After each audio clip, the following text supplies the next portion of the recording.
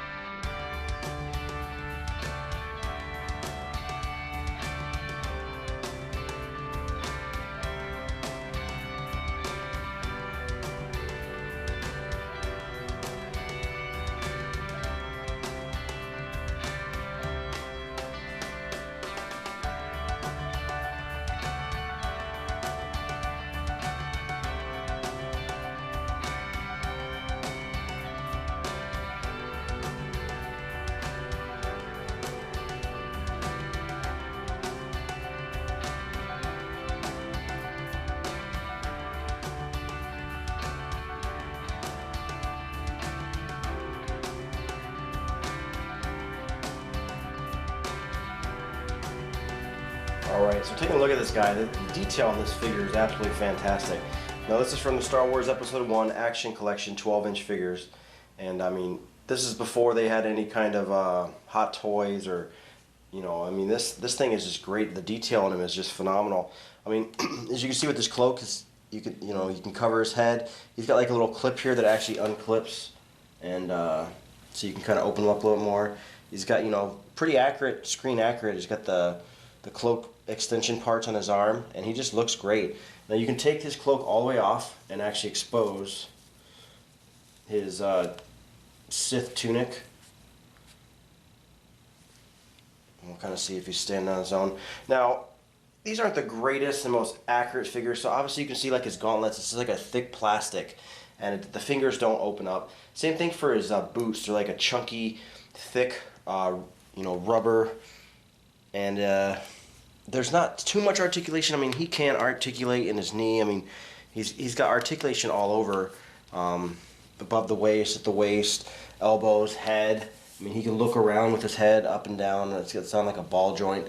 I mean, so overall, I mean, this guy's, for the time, these figures were great. And now I'm gonna have, of course, a little bit of trouble getting him to stand. But he came with a lightsaber, his dual-bladed lightsaber. So you get the saber, and here it is, just the hilt. And then what you can do, and I'm just going to set him down for a second, is it comes with two blades that you can just plug in to the saber, and that is what he can use. And it's pretty nice. It takes a little bit of getting to pop into his hand because the gauntlet is, you know, it doesn't open up, the fingers don't open up. But I mean, you can do some pretty decent poses with him, as long as you just, you can't really stretch his legs out or do anything drastic on him, but you can, you know, you can make him look pretty cool. I think he looks really, really neat in his cloak. I think he's got a better look on his cloak than this, because the cloak kind of covers the gauntlets and stuff. But I mean, overall, I mean, you look at it, the detail on his face is just absolutely fantastic. Now, they also made another 12-inch figure. They made an electronic Darth Maul, and this one is a much better figure. I mean, obviously, it has more articulation.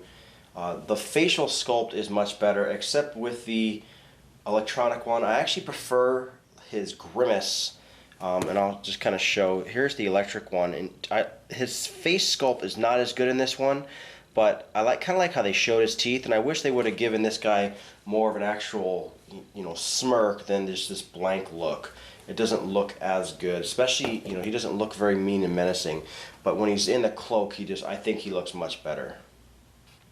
And lastly, just for a little bit of a size comparison, here he is next to the actual Episode 1 Darth Maul figure. So you can definitely see, you know, this 12-inch figure. I mean, he's a very decent sized figure.